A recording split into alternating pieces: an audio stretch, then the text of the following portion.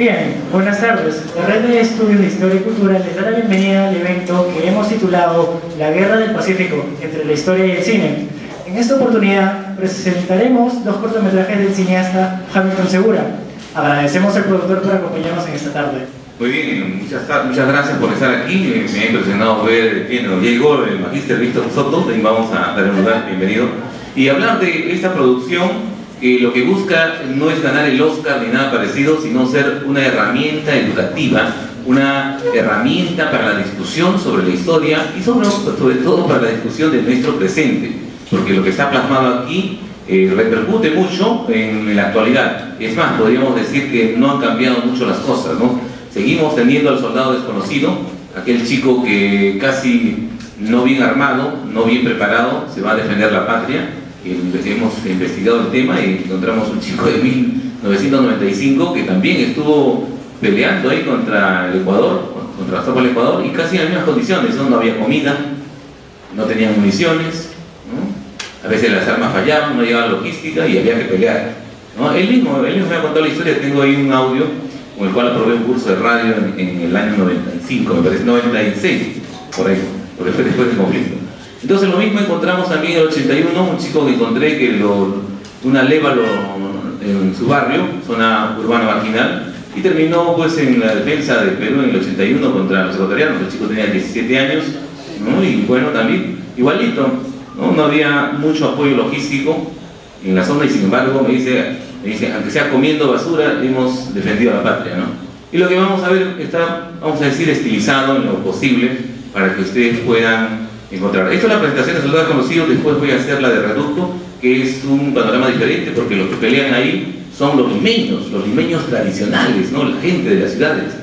Y no el caso de la batalla de San Juan y Chorrillos, que eminentemente los soldados que pelearon eran bandidos traídos. Entonces es lo que dice, en resumen: los soldados reclutados para la defensa de Lima no estaban identificados con la patria, pues no la conocían, no sabían a ciencia cierta por qué iban a la guerra. Encontrábamos chicos que peleaban pues por iglesias, ¿no? Peleaban por Pierola, peleaban por Arváiz, en otro comandante, o sea, venían a pelear por una hacendada. Cuando se estrenó esta película en Tarma, a invitación de la Municipalidad de Tarma, encontré a la salida personas que eran tarmeños tradicionales, y me decían: sí, señor, usted tiene razón.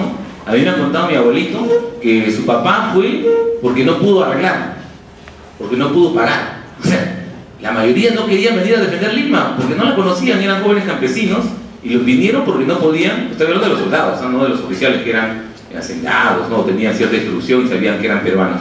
Y de que como no podían arreglar, no vinieron a Lima. De tal manera que de 750 soldados tarmeños que integraban este batallón, regresaron tan solo a Tarma 50, luego de las batallas de Lima, luego de la batalla de San Juan y Chorrillos, y luego de la batalla de Miraflores, ocurrida el 15 de enero de 1881. Entonces, eso nos da digamos, el sustento teórico de lo que presentamos aquí. No es una mofa, no es una burla, sino es una investigación. Vamos con el siguiente punto. Los conscriptos en su mayoría no manejaban como lo debe hacer un soldado el fusil.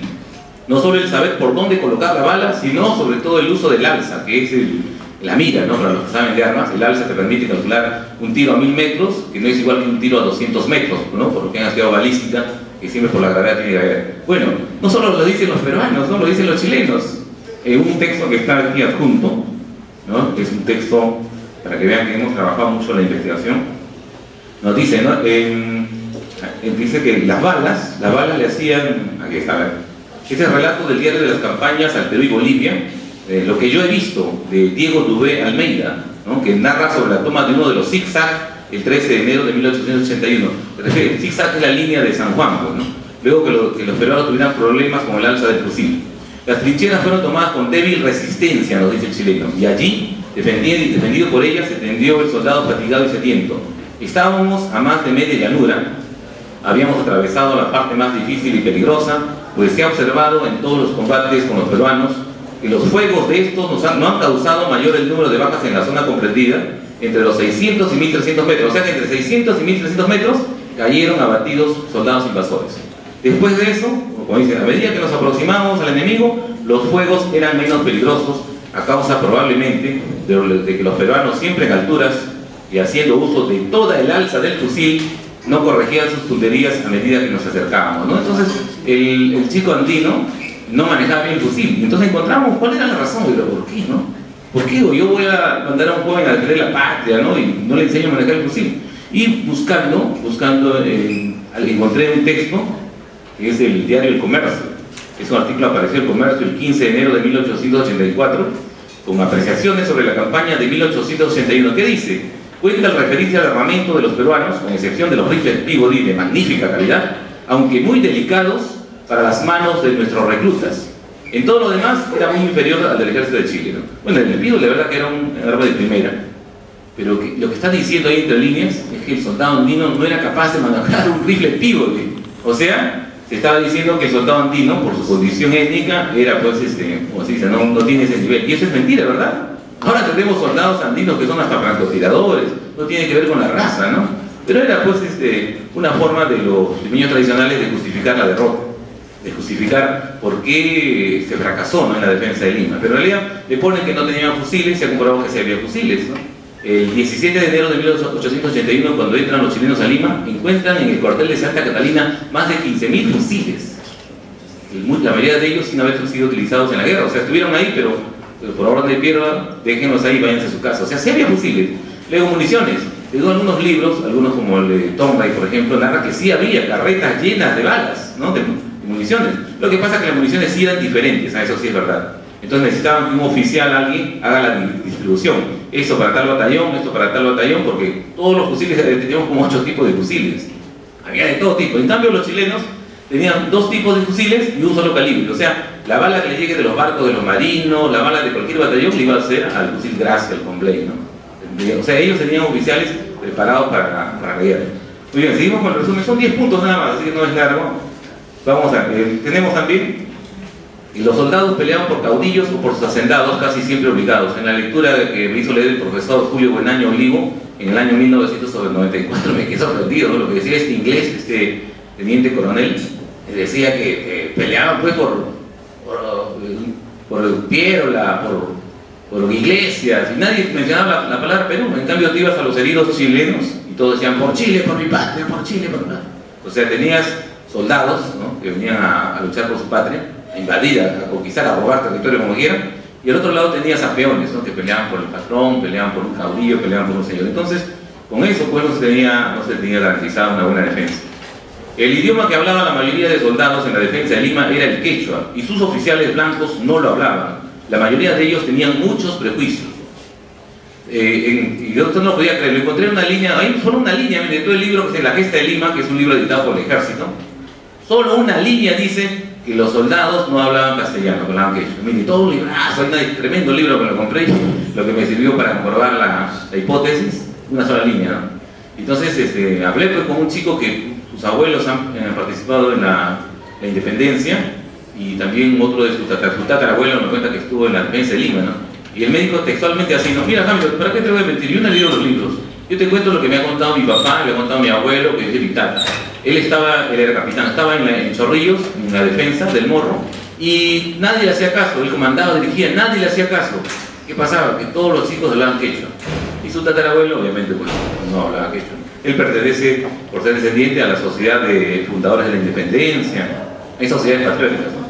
Pero entonces, así estamos comprobando lo que habíamos estipulado.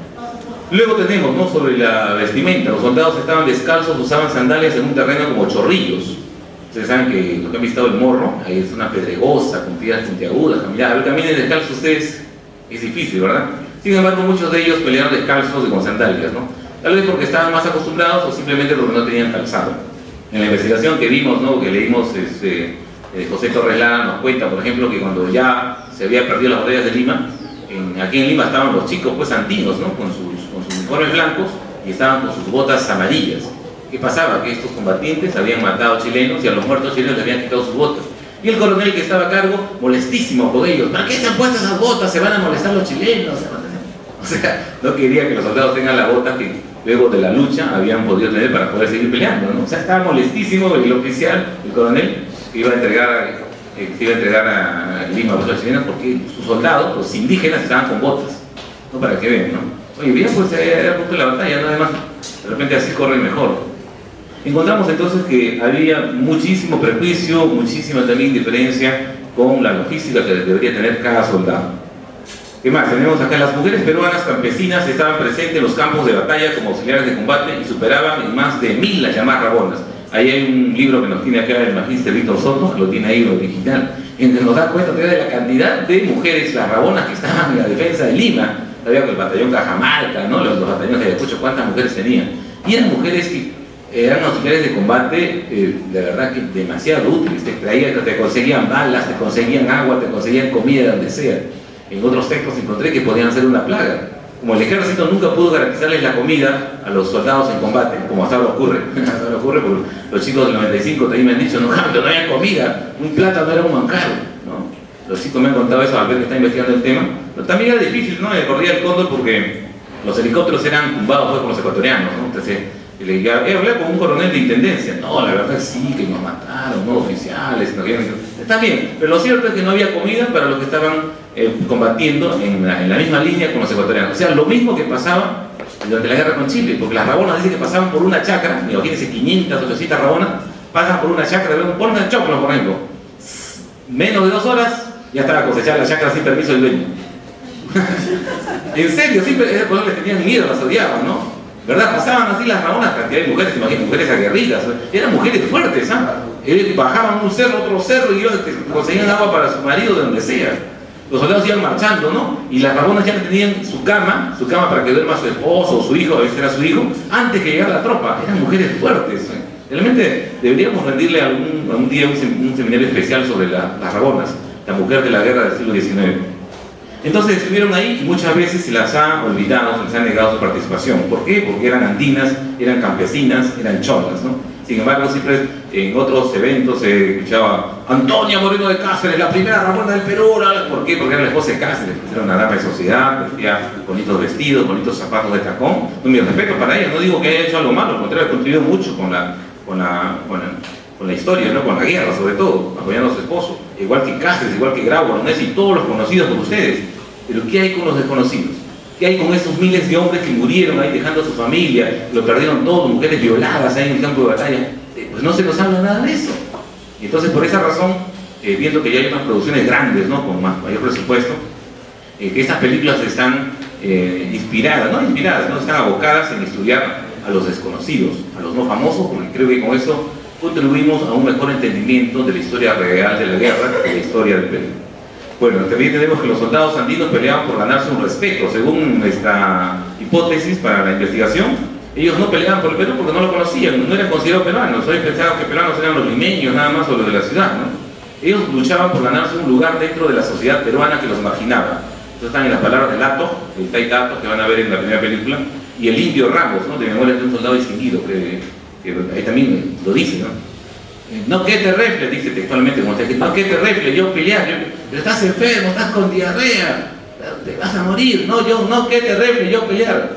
El indio Ramos se quedó a pelear y murió, ¿no? Y nos preguntamos: ¿y de qué está enfermo? Una gastroenterocolitis. ¿Y por qué? Según el texto, comió caña verde. ¿Y por qué comió caña verde? La caña verde no es rica. La misma razón, pues porque no tenía comida. Recuerden, no había comida para el ejército, incluso había dificultades para alimentar a la reserva de Lima. Se quejaban, hay textos, la comida de Lima, los reservistas, ¿no?, que eran gente que sabía escribir, por supuesto puede quedar testimonial, se quejaban. Imagínense, la comida para los limeños que estaban en la línea de defensa era malísima. ¿Cómo era, o si existía la comida para los soldados del ejército? Entonces, algo que también se sigue planteando, ¿no? Me acuerdo que en una entrevista al general Donaire decía que lo primero que hacía cuando era jefe del ejército, llegar a un cuartel y llegar un día antes y pedir que les sirva comida junto con sus soldados. Y encontraba, ya se imaginan lo que encontraban, ¿no? Y gritándole a los oficiales acá: oye, ¿qué mis soldados son chanchos para comer todo esto malogrado? ¿Qué es esto, no? Entonces, hermanos, ya calcularon, ¿no?, que cuando iba a venir el general, pues, los comados lo comían hasta con carne, ¿no? Solamente porque venía el general, pues. Pero eso lo ha contado Donaire, ¿no? Para eso, digamos, era reciente, para que vean que no hemos cambiado mucho. Era con respecto a la compra de armas, sería otro rollo hablar, ¿no? Pero también hay casi la misma situación que en el siglo XIX.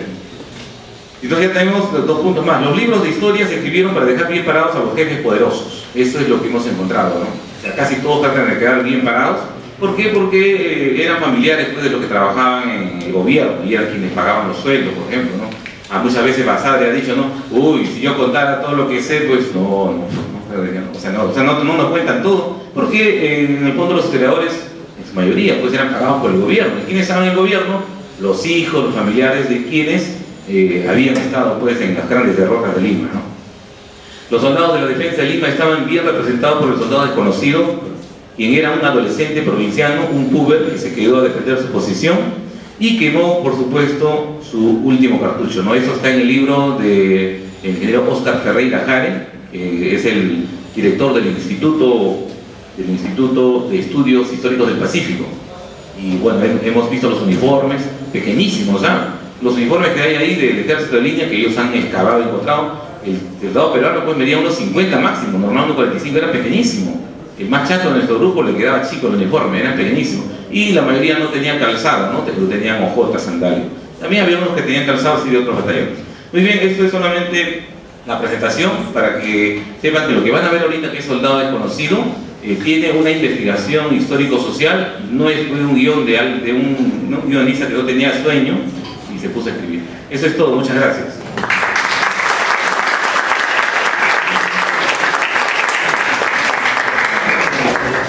Bueno, vamos a pedir que pase un representante. La segunda película que vamos a ver es Reducto. Vamos a pedir que pase, con el respeto, un representante, ¿no?, de los sanmarquinos, un representante de los defensores de Lima que ha viajado en el tiempo y nos trae, pues, para que vean cómo es el uniforme de la reserva. Adelante con el profesor Omar Jiménez, que nos representa. Adelante, Omar, acompáñanos antes de ver la película. ¿Ya está lista la película? Bueno, vamos a ver que más un fuerte aplauso para que pase el profesor Omar Jiménez, que también es sanmarquino.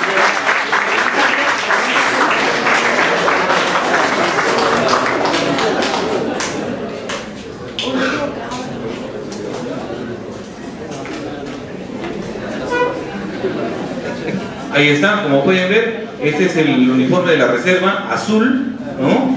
Tenía una manta que era, acá colocaban las balas, aquí colocaban las balas por si acaso los limeños, lleno de balas para poder sacar rápido y cargar, porque se cargaba el arma tiro por tiro, ¿ya? El uniforme, el filo era blanco, ¿ya? Era blanco el uniforme de la reserva, lo hemos puesto azulino por una cuestión de cine, o sea, este color cinematográficamente se ve mejor que el blanco, porque el blanco me quema. He tenido problemas con los uniformes blancos que se queman, ¿no? O sea, al estar con alguien con uniforme azul no permite.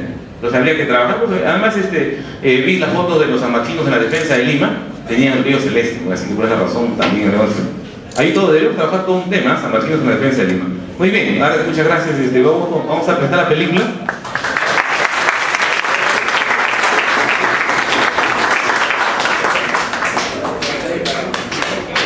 Bueno, vamos a ver si ustedes pueden comprar o pueden comparar o pueden discutir lo que hemos versado aquí en la presentación con lo que ven en la película. ¿Está bien? Hay estudiantes de historia aquí, así que esperamos que... Ya me voy a callar, por si acaso quiero pedir que se pongan de pie, por favor, los actores. Ahí está el profesor Omar Jiménez, ahí también sanmarquino. Ponte de pie, por favor. Ahí está nuestro amigo Chong, que también actúa en la película, si lo ven. Y está Paul, el amigo Paul Valencia, que el chico es de la Universidad de Lima. Trabajamos con nosotros, está Paul, que ven atrás, Paul. Y está también, ¿dónde está Armando Valdivia? ¿Dónde está Armando? Bueno, Armando también, el profesor José Zavala, por favor, póngase de pie.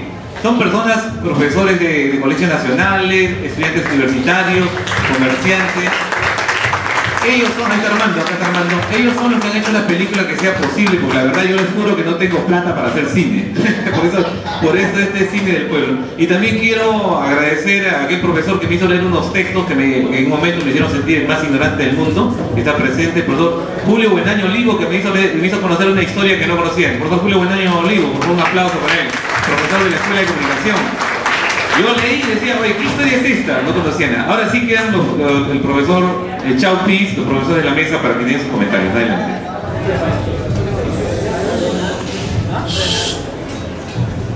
Bueno, algo muy corto, creo que están bastante cansados de tal vez toda una presentación larga en torno a estos dos cortometrajes.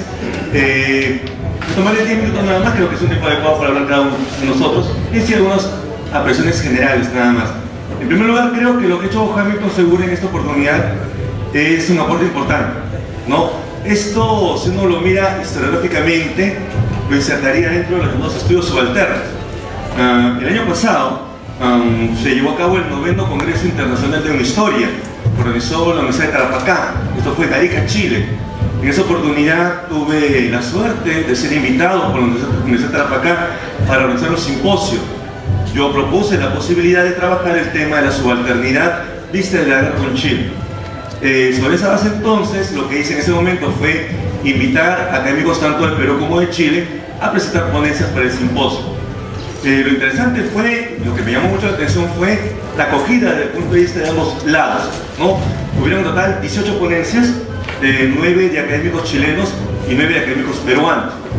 Y todos giraron en torno a la subalternidad.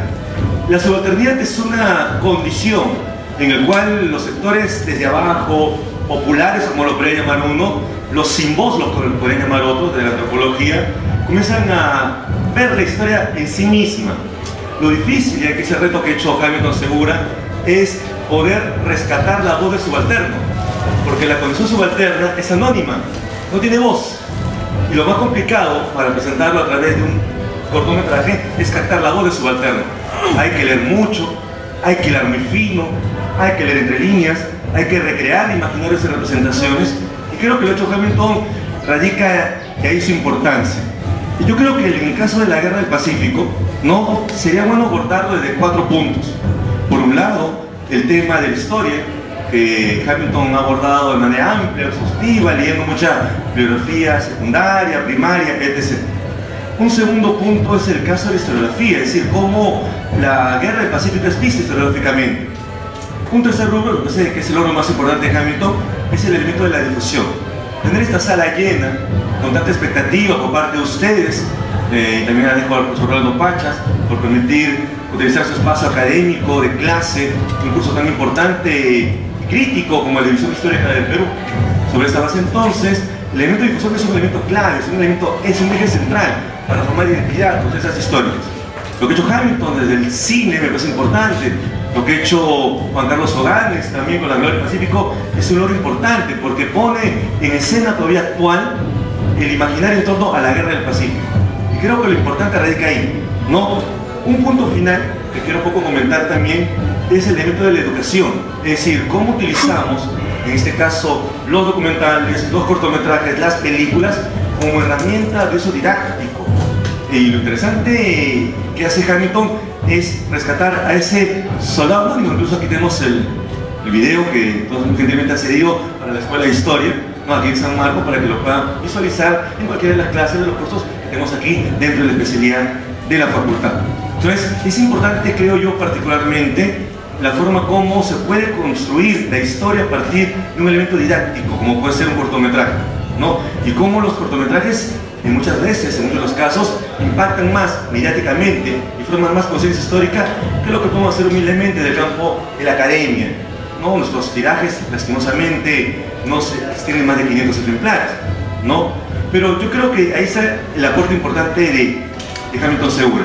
Lo interesante también es ver las retóricas diferentes en torno a la guerra. Una cosa es cómo nosotros los historiadores peruanos vemos la guerra y otra cosa es cómo los historiadores chilenos ven la guerra. Yo aquí traje un texto publicado hace un par de años atrás en Chile. Lo publicaron 2 académicos bastante reconocidos de los Andrés Bello de Chile. Uno es Carlos Donoso, Gonzalo Serrano, y se llama Chile y la Guerra del Pacífico. Yo lo contrasto con lo que yo humildemente he trabajado aquí en Perú.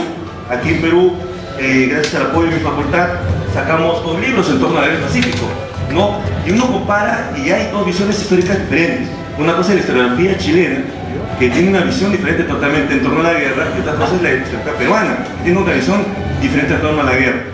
Pero lo interesante es que, y aquí quiero hablar un poco de historiografía, es que las últimas tendencias, digamos los últimos 15 años, historiográficamente hablando, ambas historiografías se han ido vinculando una con la otra, ¿no?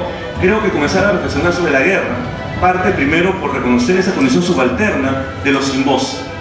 En segundo, por diversificar los ejes temáticos en torno a la Guerra del Pacífico.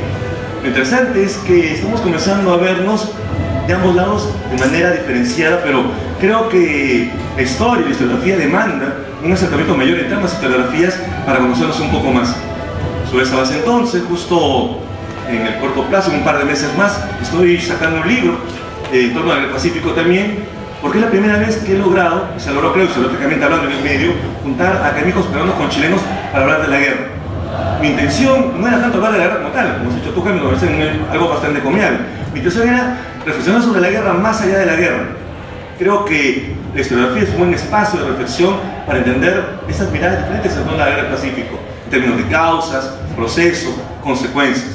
Pero también es importante ver, por ejemplo, el lado de educación, de enseñanza de la historia. Creo que lo que hace Hamilton es importante, no, si bien tiene una retórica nacionalista y está bien tenerla, no me parece mal no tenerla, no, claro, somos peruanos, claro que sí, pero me interesó más destacar esa imagen que das tú desde abajo. Creo que si uno comienza a ver la historia desde abajo y no de las élites, desde el poder, el Estado, que fueron realmente los que nos llevaron a la guerra, ¿no? Creo que la forma de cambiar la óptica de la guerra se hace más interesante. Creo que la óptica subalterna, las rabonas, por ejemplo, que no hablan. El documento es muy mediático. Para poder captar la voz de la rabona hay que leer mucho entre líneas, entre herederos, familiares, esposos. Es muy complejo captar la voz de la rabona. O por ejemplo las caricaturas políticas. La caricatura tampoco como tal no habla, es un elemento visual, que como tal también tiene que ser reinterpretado a partir de la fuente. Pero sobre esa base creo que lo que ha hecho Hamilton es importante, lo voy a repetir otra vez más, porque creo que nos permite abrir historiográficamente un poco el panorama. Los estudios subalternos es algo que en Guerra con Chile, en caso peruano, no se ha trabajado mucho, en términos de teoría historiográfica. Creo que lo que hace Hamilton es importante, en el sentido que nos brinda una puerta más abierta a estas temáticas, quizás más contemporáneas, y en el caso de la historia. Y además porque la difusión es un elemento clave, ¿no? Creo que lo que hace Hamilton leyéndonos a nosotros, interpretando lo que hacen los historiadores profesionales a través de un elemento visual importante, permite que nosotros podamos llegar a más gente, permite que la academia se acerque a la sociedad. Me parece interesante que haya tanta juventud presente en esta aula, en el sentido de que están pues ávidos por nuevas interpretaciones históricas. Creo que nuestro aporte en ese sentido, lo que hace Hamilton, es importante, vincular la academia con la historia, con el cine, con la educación, con la sociedad. En ese sentido la difusión es importante y creo que se gana bastante y creo que avanza muchísimo en términos de temática historiográfica en el Pacífico. Muchas gracias.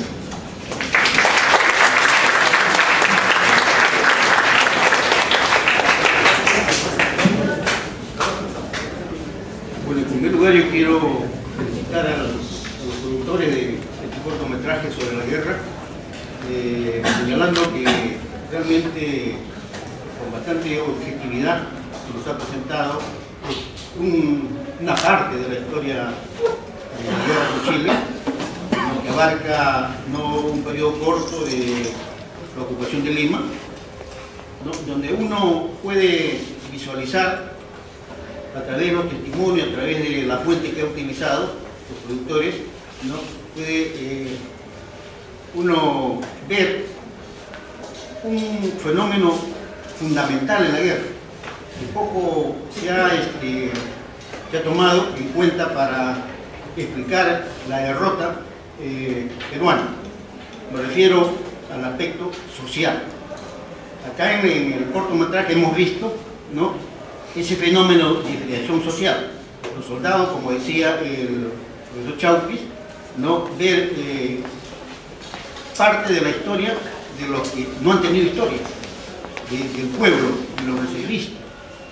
Al inicio de la guerra, del 79, abril del 79, hasta noviembre del 80, en la cual se luchó en el sur, batallas, combates, la mayor parte fueron derrotas para los peruanos, ¿no? Los chilenos alistaron una fuerte guarnición entre 25.000 a 30.000 hombres que debían tomar Lima, ¿no?, por diversos mecanismos, por diversas vías, ¿no? Algunos pensaron, ¿no?, desembarcar en Pisco, otros más al norte, cerca a Lima, en Lurín, Curayaco, y también en el norte chico. Pero finalmente se deciden los chilenos por desembarcar en Pisco, porque Pisco pues, es una zona, como decía Macera, un paisaje agrario que une valles bastante productivos de azúcar, de vinos de aguardiente, de frutales, de mineta, etcétera, condiciones favorables geográficamente, ¿no?, la bahía de Paraca, y desembarcan allí.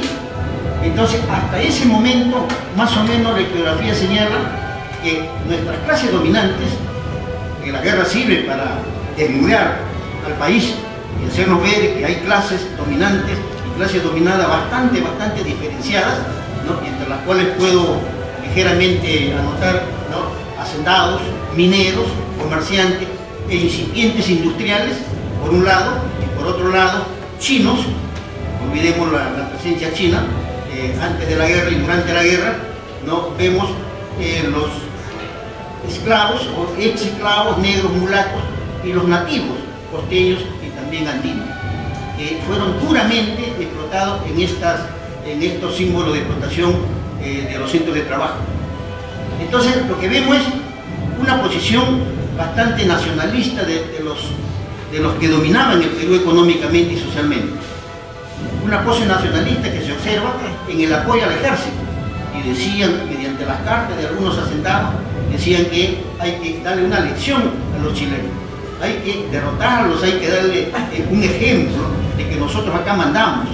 Esa era una pose nacionalista hasta noviembre del año 80. ¿Qué sucede en noviembre del año 80? Desembarcan en Paracas un 19 y 20 de noviembre de 1880. Inmediatamente las poses de nuestras clases dominantes cambian totalmente. Ya rehuyen al apoyo al Estado, rehuyen en dar al gobierno dinero, rehuyen darle el ganado, caballería, etc. ¿No? ¿Para qué?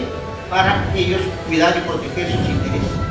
Entonces, vemos que desde noviembre del año 80 hasta la toma de Lima en enero del año 81, vemos cómo la posición de las clases dominantes, sobre todo de la costa, estoy hablando de Pisco, Ica, Chincha, Cañete, Asia, Mala y Lurín, donde los chilenos, ¿no?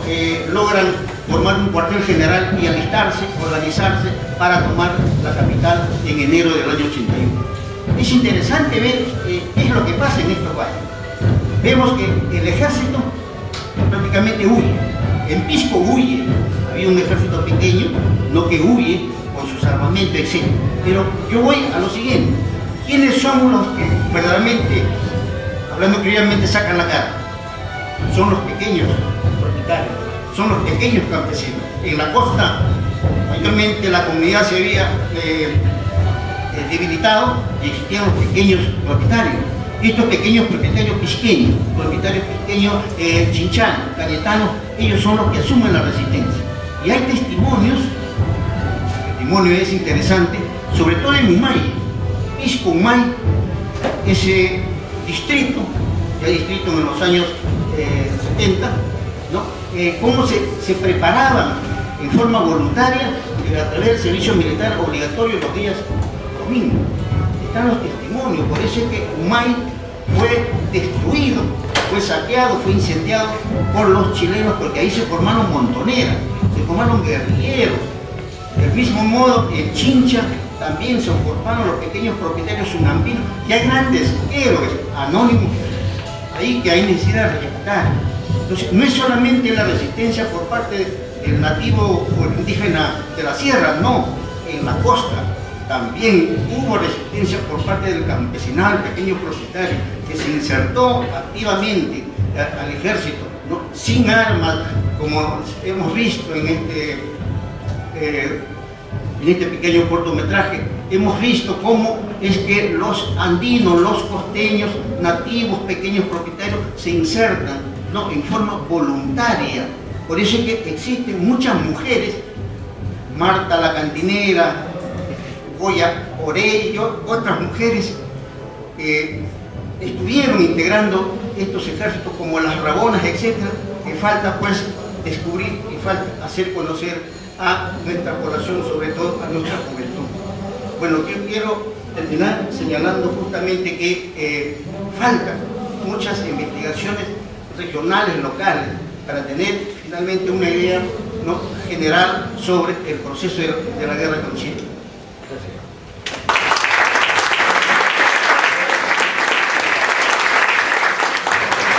Muy buenas tardes, señor. Bueno, yo soy profesor por formación, soy sanmarquino como ustedes, como la mayoría de ustedes, y me toca hablar en todo caso desde el punto de vista de la educación. Para mí, el resultado de tener la oportunidad de participar en el corto ha tenido diversas aristas.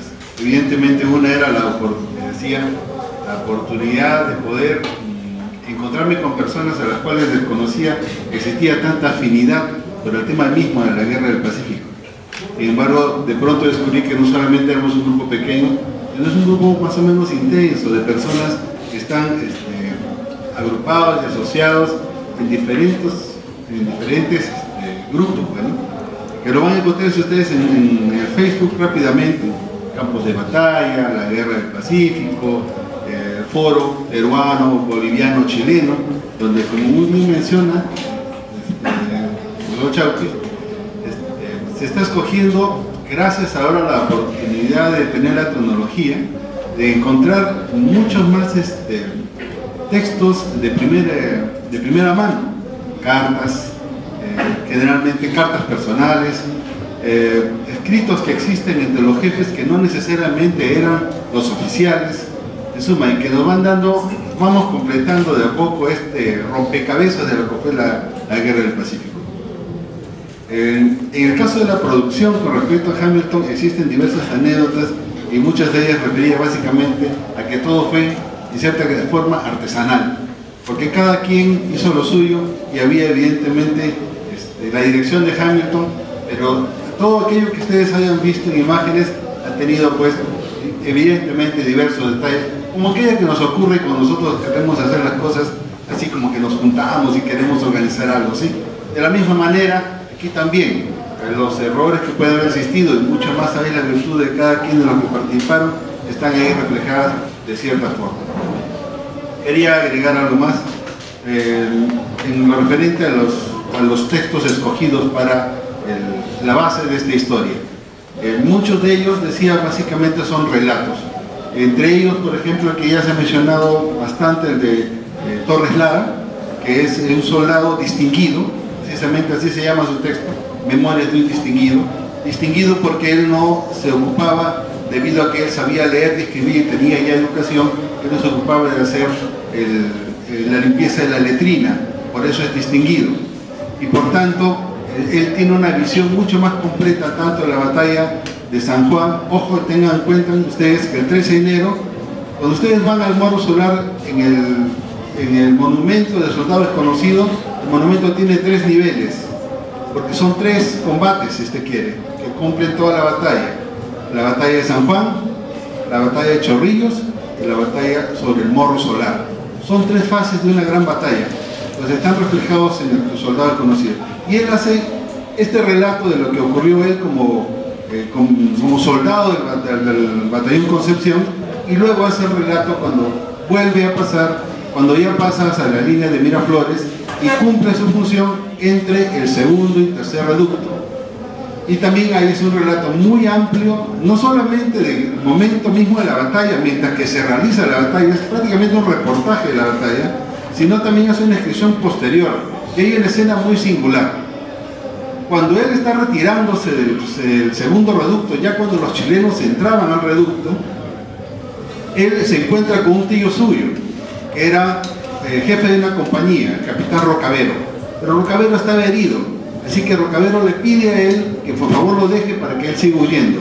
Y Torres Lara lo deja sentado sobre un árbol, al costado de un árbol, y él se va hacia Lima.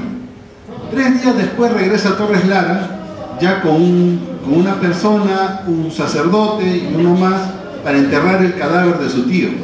Y al momento que lo encuentran al cadáver, sentado todavía ahí, y comienzan a excavar, pero se cansan, y se acercan a ellos 2 soldados chilenos. Ellos pensaban que les iban a hacer algún tipo de observación, y no. El soldado chileno le dice: dame la pala, yo voy a seguir cavando. Entonces Torres Lara le pregunta: oye, ¿tú por qué estás cavando la tumba de un soldado peruano? ¿Acaso eso no está en contra de lo que tú piensas? Y el chileno le responde: pero todos somos cristianos, ¿no? Entonces, y sigue cavando y se acerca un oficial chileno y también no hace ninguna observación. Al contrario, lo lleva a Torres Lara a un pequeño montículo que existía delante del tercer reducto, y le dice: mire, estos son los efectos de la guerra. Entonces, eso nos da oportunidad a diversas elucubraciones.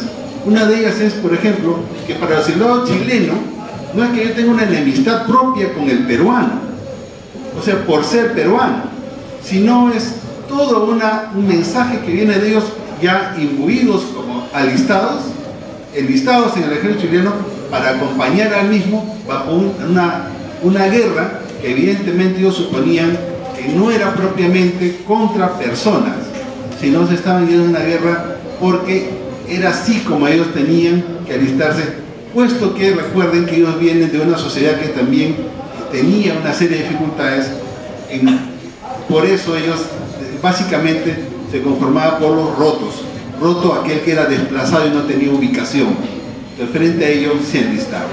Bueno, había muchísimo más que tratar y no me quiero hasta ahí nomás.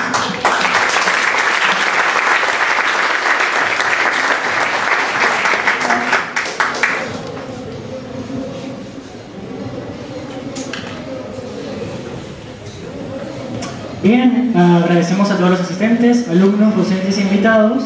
Gracias a Hamilton por su peculiar clase de historia, a la red de estudios de Historia y Cultura que ha organizado este evento, y queda concluida esta jornada por hoy. Además, esperamos verlos en próximos eventos. Gracias.